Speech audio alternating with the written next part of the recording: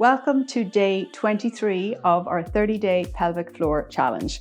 Now today we are going to be working a little bit on pull strength along with pelvic floor contraction. So you will be needing either some sort of a resistance band, which you may have, or even if you don't have a resistance band, you can use a pair of tights. A yoga strap could also work. You could use the strap from a house coat. So there's lots of different things that you can try for your pull strength. Or if you have some high bars or a pull-up bar, that can also be something that you can use. But we're going to start with some very gentle pulling today. Now, if you're working on relaxation, please do jump into the description and skip on to the relaxation section. Otherwise, we're going to start in a seated position and we're going to use our little strap.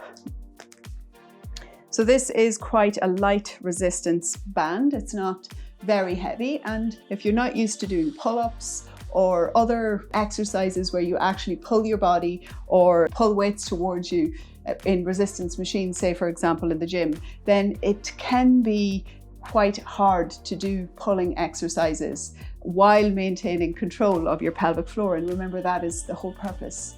So it's very, very important that you train your pelvic floor to be able to manage the change in intra-abdominal pressure when you're pulling. But we're going to start with a very simple pull here. So for this, we're going to place the strap around the feet. And this is not a super hard pull exercise, but we want to feel like a nice engagement here. So I want you to just take a little bit of tension. So engage the shoulders. You can do a slight posterior tilt to engage the lower abdominals and lift the pelvic floor. So get that 5 or 6 RPE contraction in the pelvic floor. Gaze towards your feet and then just draw your wrists toward your waist. So open the chest as you do this. Now you should feel the engagement in the lats and the big muscles of the back, but don't lose that nice strong pelvic floor contraction as you do this. And you'll feel that when you get to the tightest spot, it becomes the hardest to hold the pelvic floor contraction. We're going to do 3 more. 1, 2, and 3. Okay, release. Okay, let's just take a little moment. If you felt that was really hard, and then you'll know, okay, maybe that's too much. Otherwise, you can do more of these. Now, I'm actually going to get the high bar and show you how you can use a different motion. So this is a good place to start with our pulling exercises. We're working a little bit on here more just the lats, and also you have a little bit of shoulder work.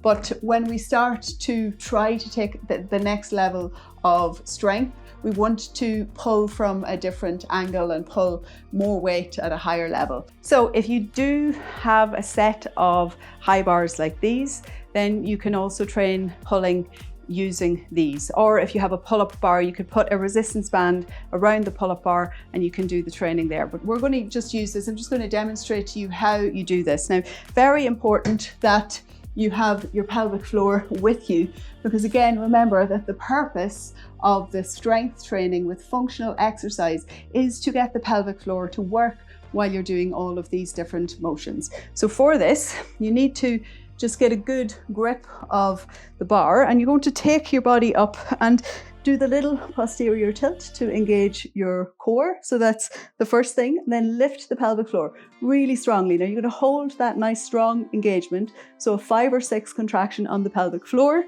The feet are far enough away. You're going to keep the body nice and level. Now you want to use the back to lift yourself. So and as you do this, you want to keep the elbows kind of underneath the wrists. So preparing strong pelvic floor, slight posterior tilt, and inhale up, exhale down. So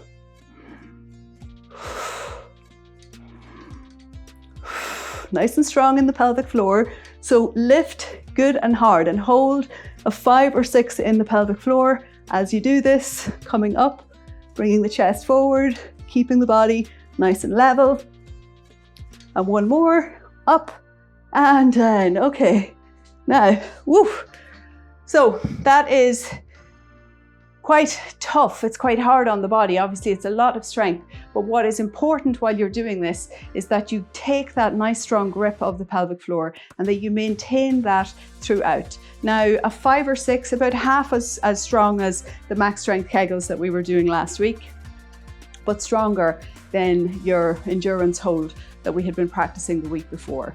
Very important that you take that before you start, that you engage really using your back while you're lifting. Now, this of course is about focusing on your pelvic floor, but what you really need to understand is that you have to train further out in the body. You have to train push, you have to train pull, so that your chest muscles, your back muscles, and your core, you can see there in each of these positions, we're doing a little posterior tilt to take the core into the equation, and that helps to train the balance of intra-abdominal pressure, which you're going to need in order to be able to really get strong and manage pelvic organ prolapse, for example. Okay, now if you have a pull-up bar, that's also another thing that you can do, but you should gradually progress to that. So you can go from that version with the knees bent, so like a tabletop pull, to a plank pull where you actually put the legs straight and you're pulling. And you will notice a difference. So if you do have one of these, you can notice the change in the tension in the pelvic floor. So if you do this one and you come to here, so you have like a straight body. Now I want you to see how that feels in the pelvic floor, and then you can move this out of the way and you can take the tabletop position just from the floor, and you take your pelvic floor contraction if you're going to try this, and then you're going to lift up. So you can see the body is sort of in the same position, but the feeling in the pelvic floor is very different. Still holding the same rate of contraction, but the lines of tension have changed. And this really is what I would like you to learn this week. The difference between how the pelvic floor holds in all of these different directions. And if you want to be able to maintain continence and to support properly a pelvic organ prolapse in intra-abdominal pressures that change based on what you're doing, then you need to train for it. Okay, so with all of that said, I think we can move ahead to our relaxation portion. For this, you don't need any big equipment, you just need a bolster. So for our relaxation today, you need a bolster. Now you're not necessarily going to use it, but we're going to put it up here to the front of the yoga mat. And then you're just going to take yourself to lying on your stomach. Okay, so just put the bolster out in front of you. Just make sure that it's nice and even. We're going to create a little pillow with the hands. You're going to lift the ribcage, move it away from the hips, lower it down, allow the head to rest in the hands, and just notice if you feel compression in the low back. Shouldn't feel any pinching or anything like that, but if you do just feel a little bit of tension in the low back, you can stay here. This is your back bend. But if you just feel totally comfortable, don't even notice the low back here, you can take yourself up onto your elbows. You can create a little platform and you can just allow your head to rest. Lift the rib cage away from the hips, lay them down again. Allow your bum to relax. Allow your legs to just let go. Just take a little moment here, release the shoulders and bring your awareness to your low back. And maybe here you can feel some little lines of tension.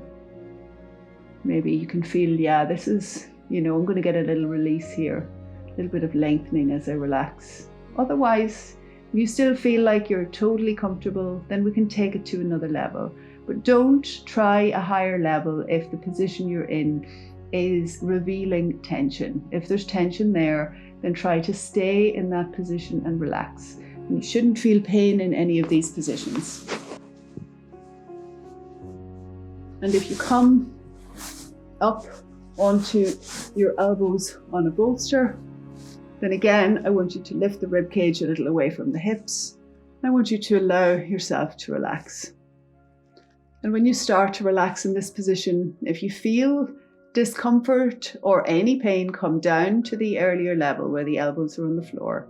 Otherwise, you're going to allow the head to rest in the hands. You're going to release the belly, let the belly hang. Relax the butt cheeks, Relax the legs.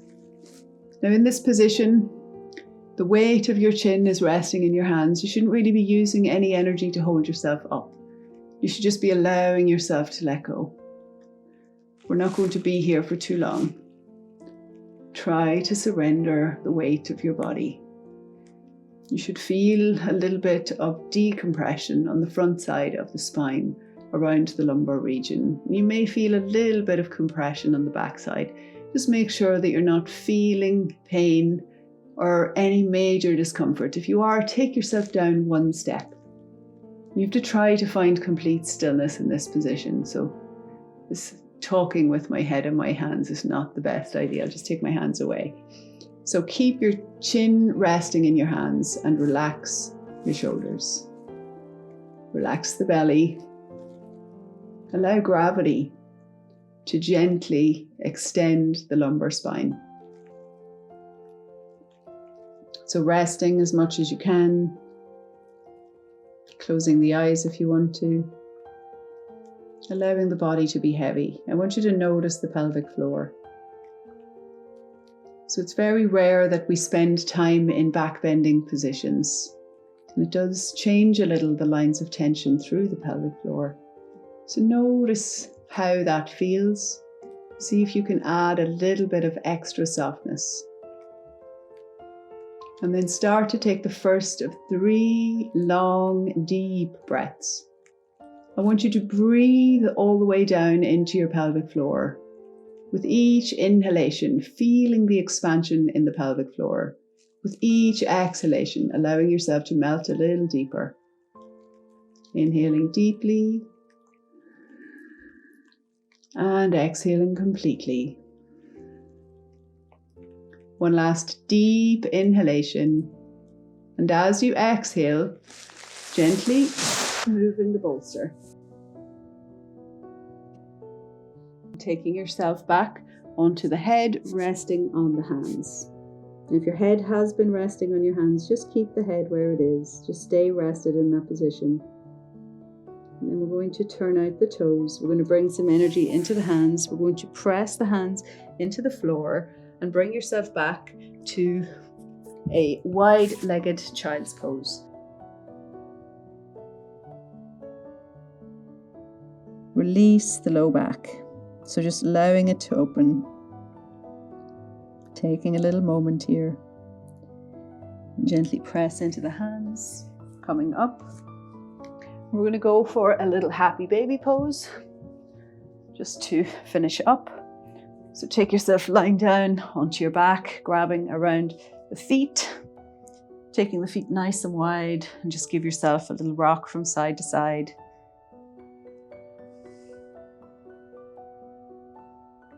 And releasing the feet, hugging the knees in towards your chest, and coming back up.